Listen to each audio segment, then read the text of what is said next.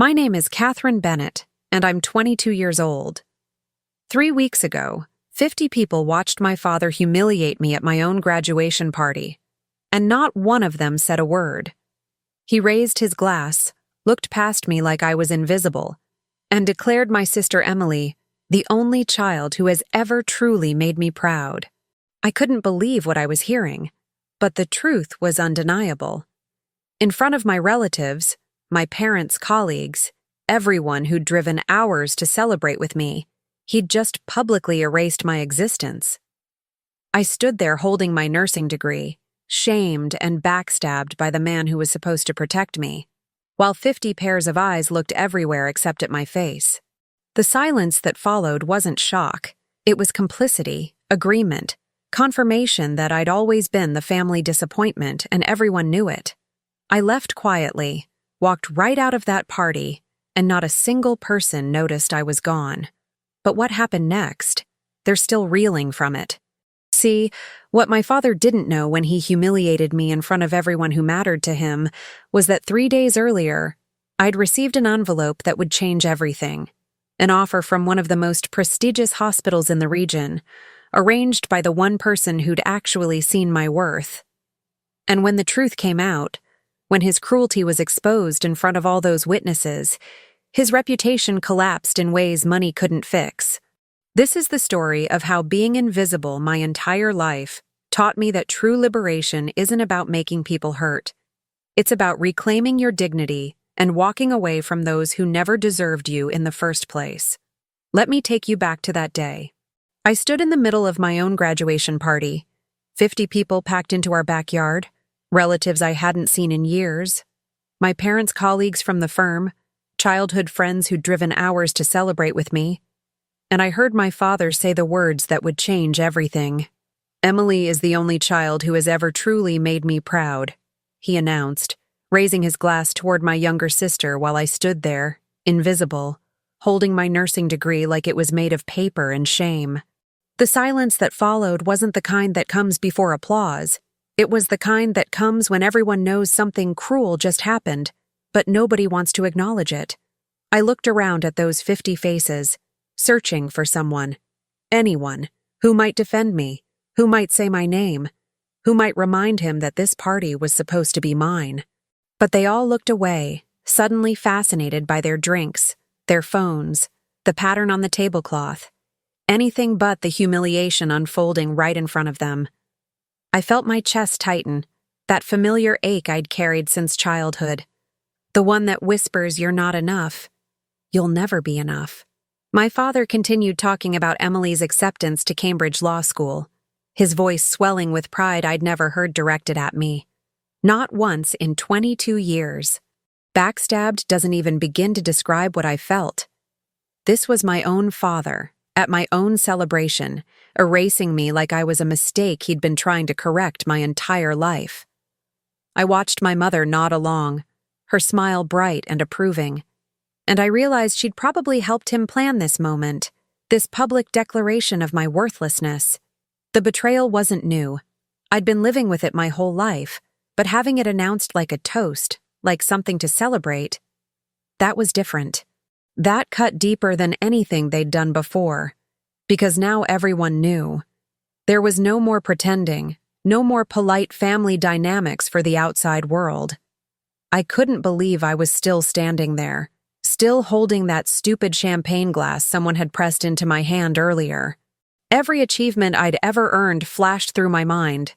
The scholarships I'd won on my own, the volunteer hours at the community clinic, the recommendation letters from professors who actually saw me, actually knew my name. But none of it mattered to them, and it never would, because I'd chosen nursing instead of law, compassion instead of prestige, helping people instead of winning cases. The truth was finally undeniable. I was the family disappointment, the daughter they tolerated but never celebrated, the one whose name they forgot to mention when colleagues asked about their children. I felt tears building behind my eyes, but I refused to let them fall, refused to give my father the satisfaction of seeing me break in front of his audience.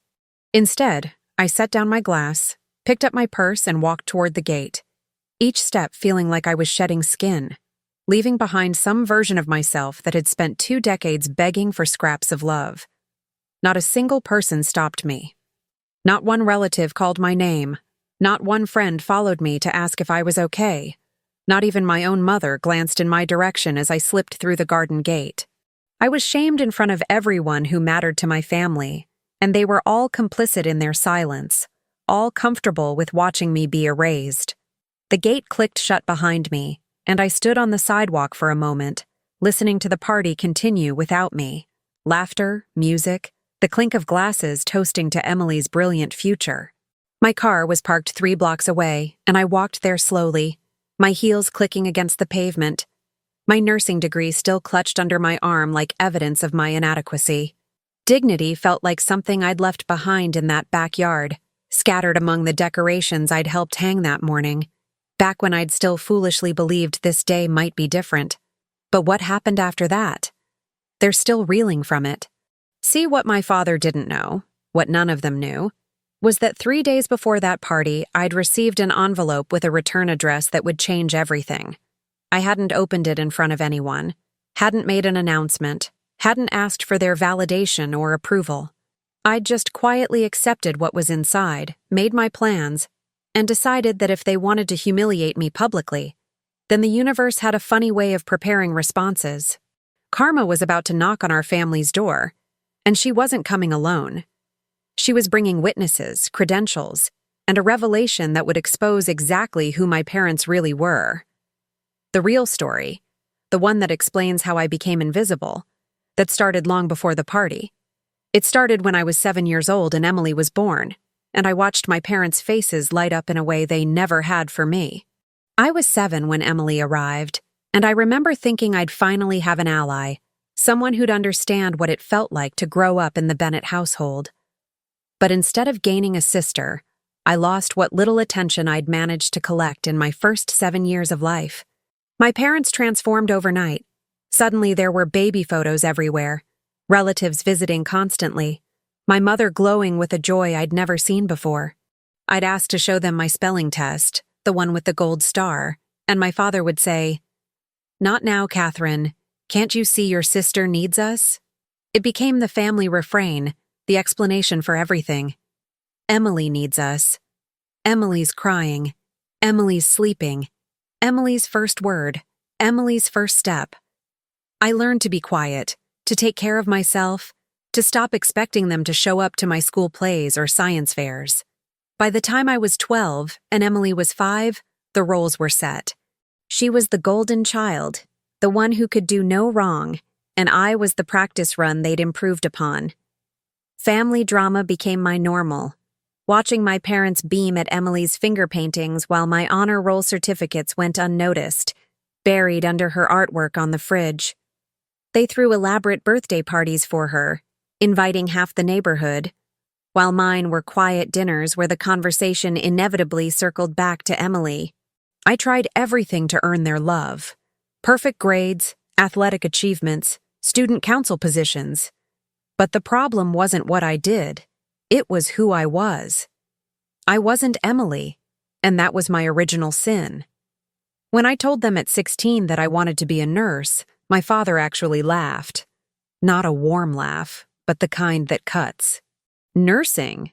Catherine, that's a job for people who couldn't get into medical school," he'd said. And my mother nodded along, suggesting something more befitting our family's status. But when Emily casually mentioned studying law, they practically started planning her Supreme Court confirmation. Betrayal became a daily experience, 1,000 small cuts that taught me my value in their eyes was tied to status. I chose nursing anyway, out of spite at first, but then because I discovered I loved the work, that helping people mattered more than impressing my parents. Throughout high school, they poured resources into Emily, SAT tutors, college consultants, prestigious summer programs, while I worked part-time at a pharmacy to save for nursing school. They'd write checks for her extracurriculars, but told me I needed to learn financial responsibility when I asked for help with application fees. The favoritism was so blatant that even extended family members noticed, though they never said anything directly, just gave me pitying looks at holidays. Lied to and cheated out of the childhood I deserved. I built walls around my heart, told myself I didn't need their approval, convinced myself that self-worth came from within.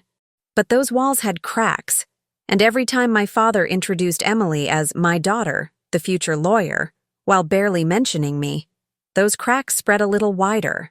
By the time I got into nursing school at Richmond University, on a scholarship I'd earned myself, I'd stopped expecting them to celebrate. They came to my high school graduation, but left early for Emily's piano recital. They asked about my classes in that polite way you ask strangers about their jobs. No real interest, no follow-up questions. The shocking part wasn't that they preferred Emily. It was how comfortable they were letting everyone see it, how little they cared about hiding their favoritism.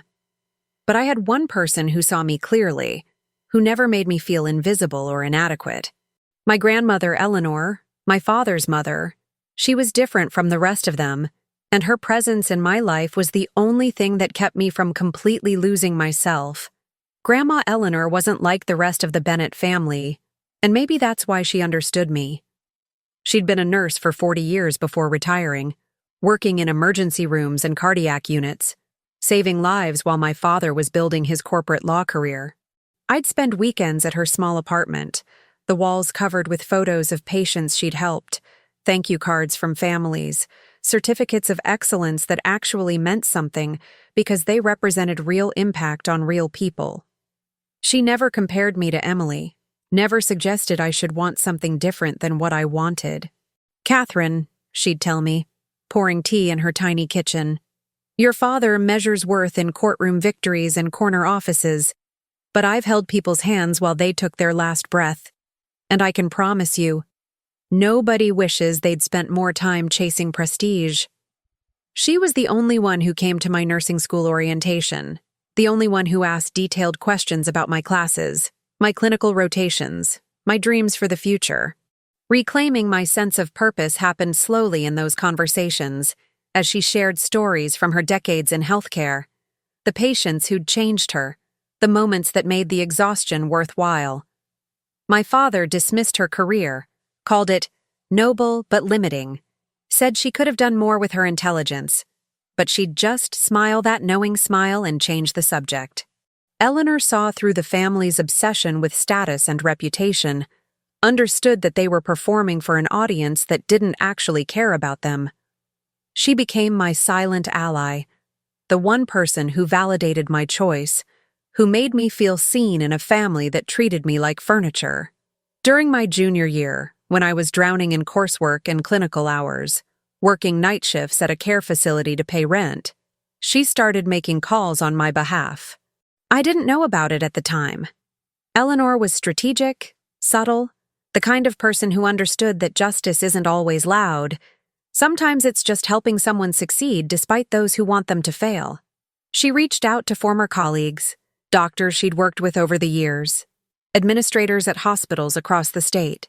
"My granddaughter is exceptional," she'd tell them, and unlike my parents, she actually believed it, actually had evidence to back it up because she'd been paying attention to my achievements while they were busy planning Emily's future. Presbyterian Memorial Hospital, one of the most respected medical centers in the region, was where Eleanor had worked for 15 years before her retirement. The current director of nursing had been her mentee, someone she'd trained and guided through the hardest years of the profession. Eleanor told me later that she'd simply mentioned my name, shared my transcript, explained my work ethic and clinical skills. She didn't ask for favors. She didn't need to. Her reputation carried weight, the kind of weight my father's corner office never could, because it was built on decades of integrity and actual human impact. A reckoning wasn't something I was seeking, but Eleanor was quietly building it for me anyway, brick by brick, connection by connection. What I didn't realize was that her advocacy was about to culminate in something that would shift the entire foundation of my relationship with my family. 3 days before my graduation party, while I was finishing my final exams and trying to prepare myself for the obligatory family celebration, a letter arrived. The return address said Presbyterian Memorial Hospital, and my hands shook as I opened it, because I'd applied there months ago and assumed my silence meant rejection. But inside wasn't a rejection. It was an offer letter, a formal invitation to join their cardiac care unit, and the salary listed made my eyes go wide because it was more than I'd dared to hope for, more than some of my father's junior associates made in their first years. Eleanor had done this without telling me, without asking for credit, without demanding gratitude. She'd simply loved me enough to use her connections, her reputation, her legacy to open a door my parents would never have opened. I read that letter 3 times before I believed it was real. Presbyterian Memorial Hospital, the place where Grandma Eleanor had built her legendary career, wanted me, specifically me, Catherine Bennett, the daughter my parents barely acknowledged. The recruitment director's letter mentioned my exceptional clinical evaluations, my demonstrated commitment to patient care, and Eleanor's glowing personal recommendation. They were offering me a position in their cardiac care unit, one of the most competitive departments in the state, with a starting salary that would make me financially independent the moment I walked through their doors. Closure for years of being overlooked wasn't something I'd consciously sought, but holding that letter felt like the universe finally balancing the scales. I called Eleanor immediately, my voice cracking as I tried to thank her. "Don't thank me," she'd said firmly. "You earned this, Catherine. I just made sure the right people knew you existed." That phrase hit me hard. Made sure the right people knew you existed, because it captured everything my parents had failed to do.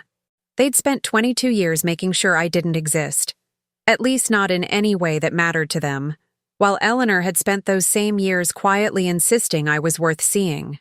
The truth was, I had the credentials, the skills, the dedication. I just needed someone to advocate for me the way parents are supposed to advocate for their children. Eleanor had been more of a parent in those small gestures than my actual parents had been in 2 decades. The timing was almost poetic. My graduation party was scheduled for that Saturday, 3 days away, and my parents had been planning it for weeks. Or rather, they'd been planning Emily's spotlight moment at my party for weeks. I'd overheard my mother on the phone, telling relatives to make sure to congratulate Emily on Cambridge when they arrived, as if my nursing degree was just the excuse to gather people for my sister's real celebration. I'd felt that familiar shame building, that sense of being tolerated rather than celebrated. But now I had this letter, this tangible proof that I was valued by people who actually understood what I'd accomplished.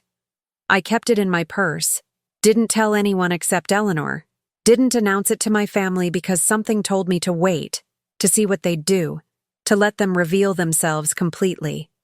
Those 3 days before the party, I watched my parents with new eyes. My father practiced his toast at the dinner table, the one where he'd talk about both my daughters in a way that clearly centered Emily. My mother fussed over decorations, insisting on Emily's favorite colors, Emily's favorite caterer, Emily's favorite music. I helped set up tables, hung streamers, arranged chairs, and didn't say a word about the letter burning a hole in my purse. I genuinely wasn't angry. I was just tired. So tired of performing gratitude for scraps.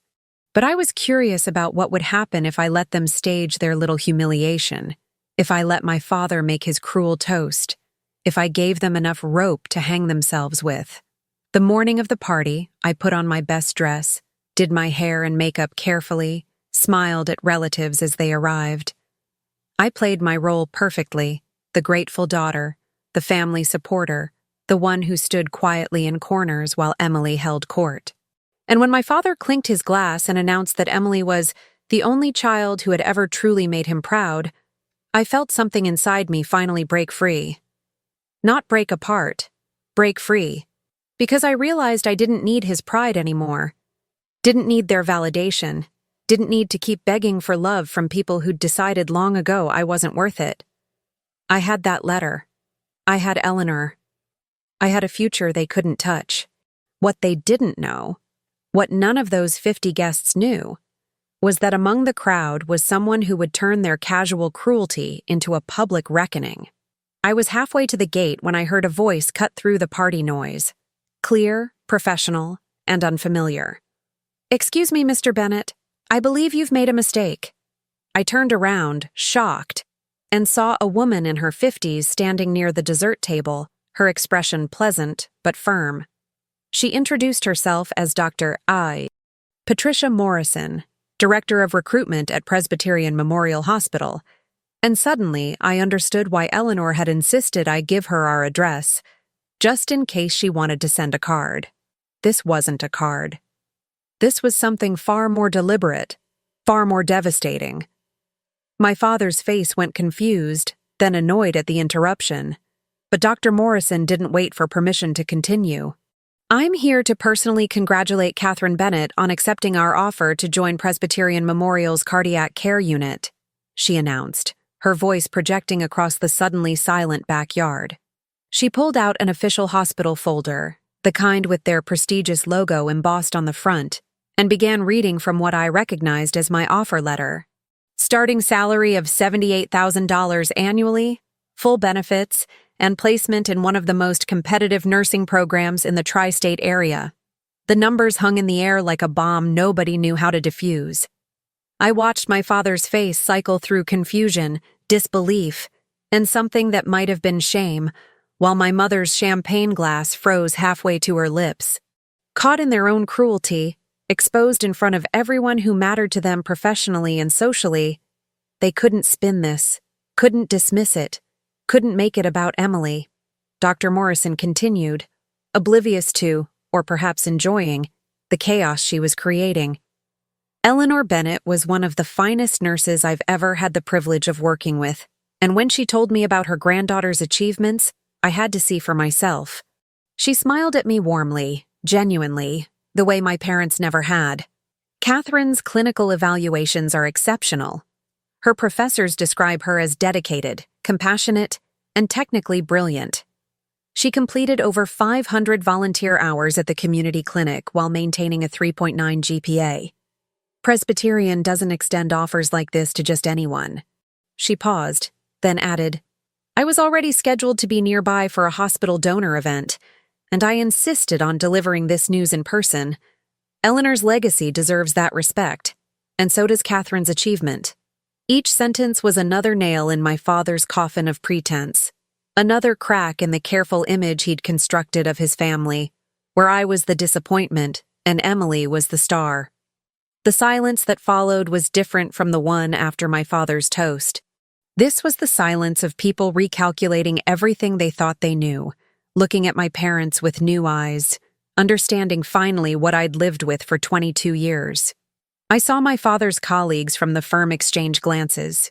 They knew what Presbyterian Memorial was, knew that salary was higher than what their own first-year associates made, knew that kind of placement didn't happen without extraordinary merit. Revealed for what they truly were, parents who valued prestige over character, appearance over substance, my mother and father stood there speechless, unable to explain away what had just happened. My father tried to recover, started to say something about being proud of both his daughters, but his voice cracked, and everyone heard it, that small fracture of his usual confidence. I walked back toward the party slowly, not to rejoin it, but to thank Dr. Morrison properly and to watch my parents' social standing crumble in real time. Humiliated in a way that money and status couldn't fix, my father understood that his colleagues had witnessed his cruelty firsthand, had seen him publicly dismiss a daughter who'd achieved more than they'd given her credit for. His reputation, the thing he valued most, the thing he'd built his entire identity around, was now tainted with the knowledge that he was the kind of father who'd ignore his daughter's success to celebrate his other daughter's potential. People would remember this. They'd talk about it at office parties, whisper about it in conference rooms, question his judgment because if he couldn't see his own daughter's worth, what else was he blind to? Emily stood near the dessert table, her face pale, and for the first time in our lives, she looked uncomfortable with the spotlight she'd always basked in. My father tried to give another toast, tried to salvage the moment with something about being proud of both my daughter's different paths, but his voice had lost its authority. The damage was already done, carved into the minds of everyone present, and no amount of backtracking would erase what they'd all witnessed. His colleagues from the law firm, powerful men who measured each other by reputation and social standing, looked at him differently now, their expressions ranging from pity to disappointment. I watched James Hartford, senior partner at my father's firm, lean over to his wife and whisper something that made her nod knowingly. In their world, character mattered, and my father had just revealed his in the worst possible way. Backstabbed by his own words, by his own cruelty, he was experiencing what I'd felt my entire life, being judged and found wanting by people whose opinions mattered. The party continued, but the energy had shifted completely. People approached me with congratulations, asked about my new position, wanted to know about Presbyterian Memorial's program. My father's moment of triumph for Emily had been completely overshadowed by my unexpected validation, and I could see it eating at him. The loss of control, the public embarrassment, the professional consequences he was just beginning to calculate. His phone buzzed repeatedly. I'd bet anything it was messages from colleagues who'd witnessed the scene, asking questions he didn't want to answer. Family betrayal works both ways, and he was learning that lesson in real time, surrounded by people who'd always believed his carefully constructed narrative about his accomplished daughters, plural, when the truth was he'd only ever invested in one. Emily approached me carefully, like I was something breakable or dangerous. "Catherine, I didn't know," she started, and I believed her because Emily had always been oblivious to the dynamics around her, comfortable in her role as the favorite without questioning why. "I didn't know they'd—" She trailed off, unable to finish, unable to articulate the years of neglect and favoritism that had led to this moment. I looked at my younger sister, 20 years old, brilliant, and completely unprepared for the reality that our parents' love had always been conditional, performance-based, and could be revoked as easily as it had been given to her and withheld from me. She was just beginning to understand that what happened to me could happen to her, that their pride wasn't about us. It was about them. Their image, their status. They made me feel like I was nothing, I told her quietly, aware that people were still watching us, still processing the drama they'd witnessed.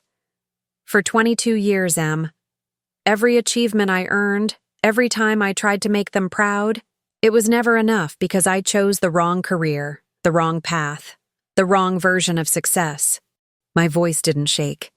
I'd cried all my tears years ago, had run dry somewhere around my 16th birthday when my father missed my nursing school acceptance celebration because he was at Emily's debate tournament. Dignity meant finally saying these things out loud, finally naming the betrayal, finally refusing to pretend that our family was normal or healthy, or anything other than what it was. A hierarchy where one daughter mattered and the other was just background noise. My mother tried to intervene, tried to pull me aside for a private conversation, but I shook my head. No more private conversations, Mom. No more pretending in public that everything's fine while you ignore me at home. I wasn't yelling. My voice was calm, steady, the kind of tone nurses use when delivering difficult news. You've spent my entire life making me feel invisible, and I'm done asking why. I'm done trying to earn love that should have been given freely. The truth, raw and undeniable, hung between us, and she couldn't refute it because 50 people had just watched her husband publicly dismiss me. She couldn't claim I was exaggerating or being dramatic because Dr. Morrison's appearance had proven exactly what I was saying. I was exceptional, and they'd been too blind to see it. As the party wound down and guests started leaving, offering me quiet words of support and avoiding my parents' eyes, I realized something had fundamentally shifted. I didn't leave this time. I stayed through the whole party, watched people avoid my father like he was contagious, watched my mother make excuses about being tired when people asked if she was okay. This was my moment, my space to finally exist in my family's world without apologizing for it, without shrinking to make Emily shine brighter. Liberation felt strange, lighter than I'd imagined, quieter than I'd expected. I'd spent so many years imagining confrontations, rehearsing speeches about all the ways they'd failed me. But now that the truth was out there, witnessed and validated, I didn't need to say much at all. The facts spoke for themselves, and sometimes justice doesn't require dramatic monologues. Sometimes it just requires standing still and letting people see clearly. When the last guest left, when it was just family in the backyard surrounded by decorations that suddenly felt absurd, my father tried to apologize. "Catherine, I didn't mean—" But I held up my hand, stopped him gently but firmly. "You did mean it, Dad. That's the problem." His apology sounded less like remorse and more like panic. The panic of someone watching his carefully constructed world crumble. I looked at both my parents, really looked at them, and saw them differently now. Not as the all-powerful figures of my childhood, but as flawed people who'd let their own insecurities and obsessions damage their daughter. "You meant every time you forgot my birthday. You meant every school play you missed. You meant every comparison, every dismissal. Every time you introduced Emily as your daughter and me as also here." By reclaiming my narrative meant naming these things, making them visible, refusing to let them be swept under the rug of family politeness. "I don't need your pride anymore," I continued. And I meant it, felt the truth of it settling into my bones. "I spent 22 years chasing something you were never going to give me, and I'm done. I'm done performing for an audience that's decided I'm not worth watching." My mother started crying, and part of me felt bad, but a bigger part of me recognized that her tears were about her guilt, her embarrassment, her realization that she'd failed as a mother, not about my pain. Karma had come for them in the form of public exposure, and now they had to live with everyone knowing what kind of parents they were. Presbyterian Memorial sees my worth. Grandma Eleanor sees my worth. And most importantly, I see my own worth, finally, after all these years. Emily was listening from the doorway, her face unreadable. I walked over to her, this sister who'd been my competitor without choosing to be. This girl who'd been given everything without knowing what it cost me. "This isn't your fault, Em," I told her honestly. "You didn't ask to be the favorite. You didn't create this dynamic." She nodded, tears streaming down her face, and I realized she was grieving too.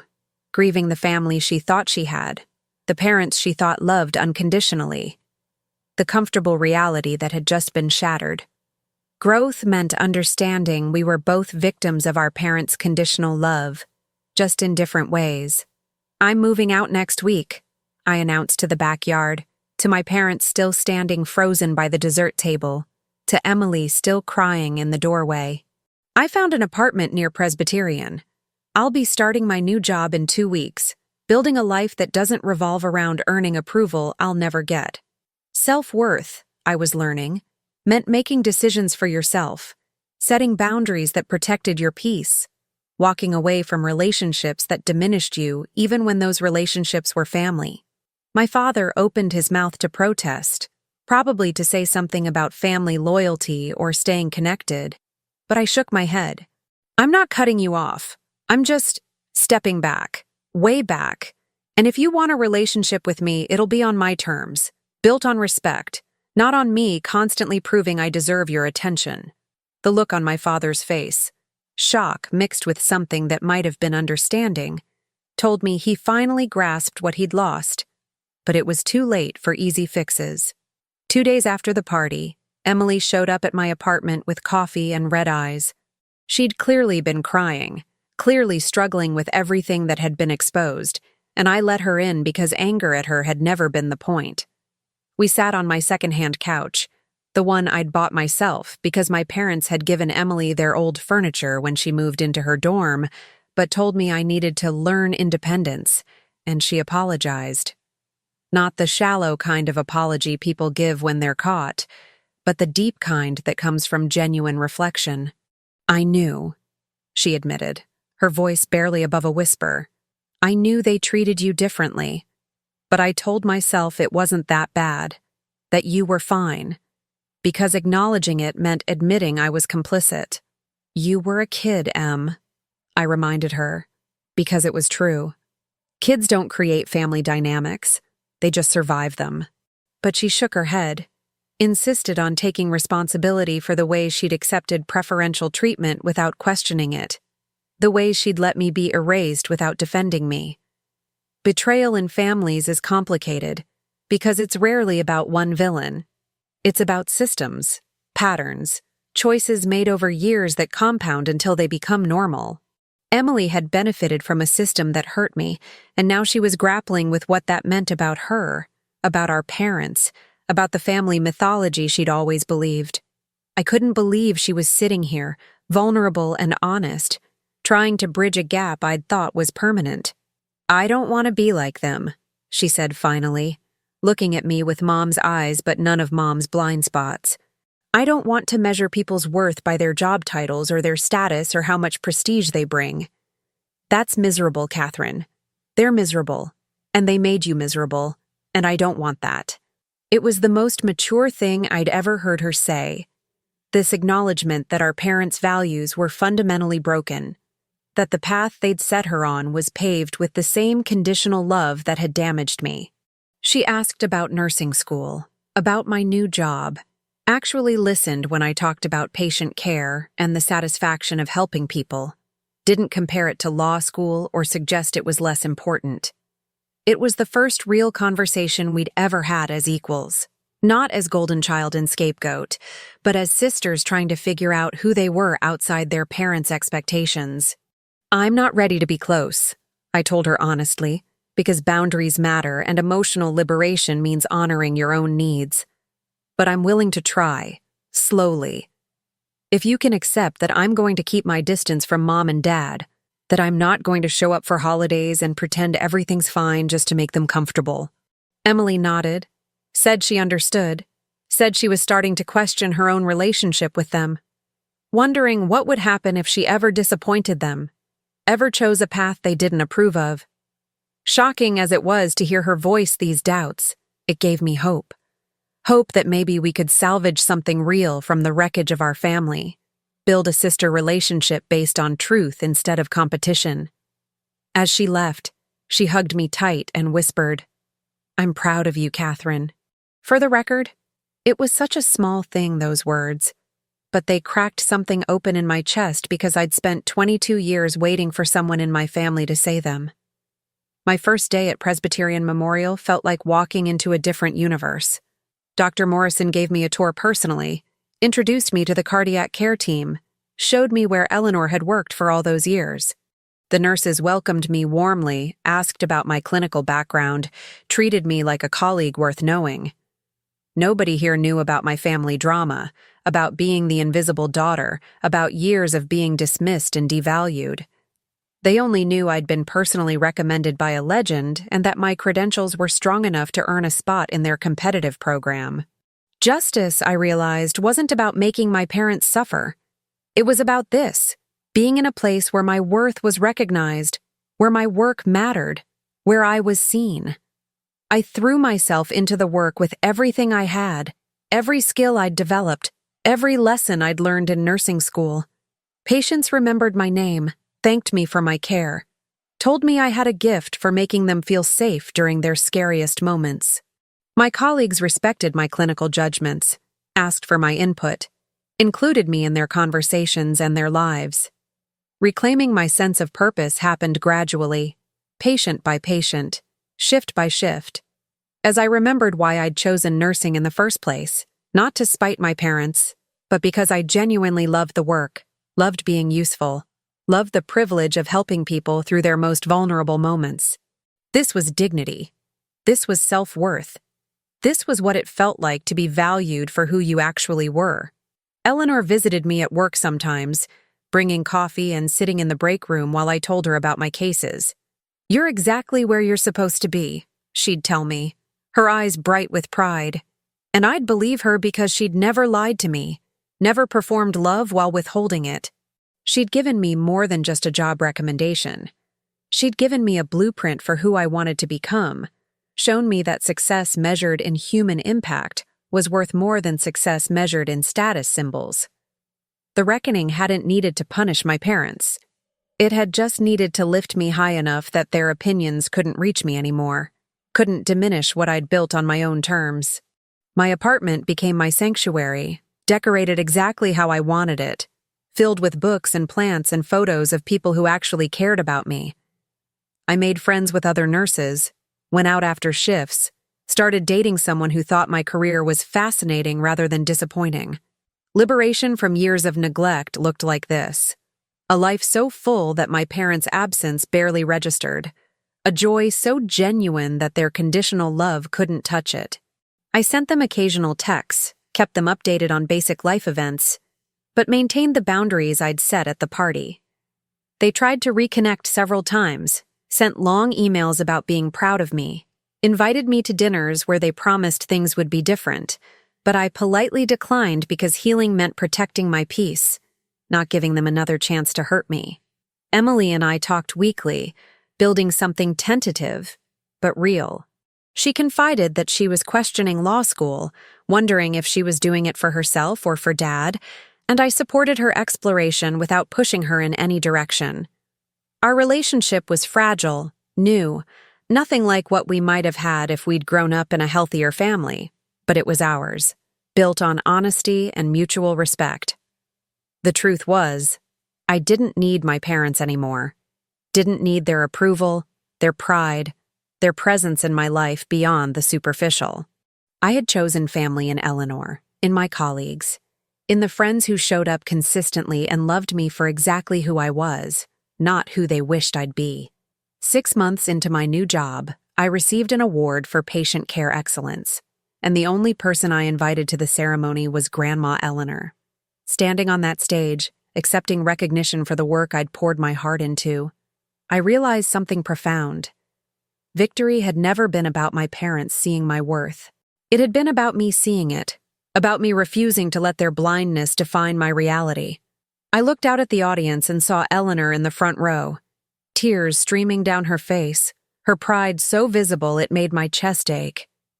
This was the moment I'd been chasing my whole life. Not the award itself, but the feeling of being genuinely celebrated by someone who'd actually paid attention, who'd witnessed my growth, who'd believed in me even when I'd stopped believing in myself. This was fulfillment. This was peace. This was what it felt like to build a life that didn't revolve around fixing broken relationships or earning impossible approval. My parents weren't there, and I hadn't invited them, and I was okay with that. The shocking truth I'd learned over the past 6 months was that I didn't miss them. Didn't miss the anxiety of wondering if I'd finally done enough to matter. Didn't miss the constant comparisons to Emily. Didn't miss performing gratitude for breadcrumbs of affection. What I'd thought was love had actually been a transaction, conditional and contingent on me becoming someone I wasn't, and I'd spent 22 years paying a price I could never afford. Dignity meant walking away from that transaction, choosing relationships where love was freely given, where I didn't have to constantly prove I deserved basic kindness and attention. My father's reputation had recovered somewhat. People forget, move on. But I knew the truth. And more importantly, he knew I knew. Eleanor hosted a small celebration dinner at her apartment after the ceremony. Just the two of us and a few of my close nursing friends. We toasted to hard work, to integrity, to choosing paths that aligned with our values even when they weren't prestigious or impressive to others. Your grandfather would have been so proud, Eleanor told me, and I learned that night that he'd been a teacher, that my father had been ashamed of his parents' working-class backgrounds, that the obsession with status came from his own insecurities about not being good enough. Understanding this didn't excuse his treatment of me, but it explained it, made him human rather than monstrous, which somehow made the healing easier. Infidelity to his own parents' values, to the work ethic and compassion they'd modeled, that was my father's real betrayal, and I'd chosen not to repeat it. I thought about the graduation party sometimes, about the moment Dr. E. Morrison had read my offer letter in front of everyone, about my father's face as his carefully constructed narrative collapsed. But I didn't dwell on it with satisfaction or bitterness. It was just a turning point, a catalyst, the moment I'd stopped waiting for permission to value myself. Humiliated at my own celebration, I'd walked away from people who didn't deserve me and walked toward a life that did. The real story wasn't about their cruelty. It was about my resilience, my refusal to let their limited vision limit my potential. I couldn't believe how much energy I'd wasted trying to earn love from people who weren't capable of giving it unconditionally. But I also forgave myself for that waste because I'd been a child, and children shouldn't have to strategize for their parents' affection. Emily called that night, congratulated me on the award, told me she'd decided to take a gap year before law school to figure out what she actually wanted. "You were right," she said quietly. "About all of it. About them, about the pressure, about living for someone else's approval." We talked for an hour. Sisters finally equals finally, both trying to unlearn the toxic patterns we'd grown up in. She asked if she could visit, if I'd help her think through what she genuinely cared about versus what she'd been conditioned to pursue. I said yes because grace meant giving people room to grow, meant not punishing her for our parents' failures, meant building the family I'd always wanted, even if it looked nothing like the one I'd been born into. Lying in bed that night, my award on the dresser and Eleanor's congratulatory text still glowing on my phone, I realized that this peace, this satisfaction, this quiet joy was what true liberation looks like. So here's what I want to know. Have you ever been the invisible one in your family? The daughter or son who did everything right, but it was never enough because you weren't the golden child, weren't pursuing the right career, weren't fitting into someone else's vision of success? Drop a comment below and tell me your story, because I know I'm not alone in this, and neither are you. Have you experienced that shocking moment when you realized your parents' love was conditional, transactional, something you had to earn instead of something freely given? Or maybe you were the favored child and you're just now realizing the cost of that favoritism, the weight of expectations that were never really about you? I want to hear it all. The betrayal, the moment you finally stood up for yourself, the peace you found when you stopped chasing approval from people who were never going to give it. And let me ask you this. Do you think I should have maintained a relationship with my parents? Or was setting boundaries the only path to real healing? Was keeping Emily in my life the right choice? Or should I have walked away from the entire family dynamic? Tell me what you would have done differently. What resonated with your own experiences? What parts of this story made you rethink your own family relationships? Your perspective matters, and I read every single comment because these conversations, this community of people who've been through similar struggles, that's where real healing happens, where we stop feeling alone in our pain and start reclaiming our worth together. If this story connected with you, if it made you feel seen or understood or just less alone in your own family drama, do me a favor. Subscribe to this channel and hit that notification bell, because I'm going to keep sharing stories like this. Raw, honest explorations of family betrayal, justice, dignity, and what it really means to build a life on your own terms when the people who were supposed to love you unconditionally never learned how. These aren't just stories of payback. They're survival stories, reclamation stories, stories about choosing yourself when everyone else chose to overlook you. And trust me, you're going to want to be here for what comes next, because every story I share has layers you won't see coming. Truths that'll make you question everything you thought you knew about family loyalty and self-worth. So, subscribe, turn on those notifications, and let's keep building this community of survivors who refuse to stay invisible. Your story matters. Your healing matters. And I can't wait to hear from you in the comments below.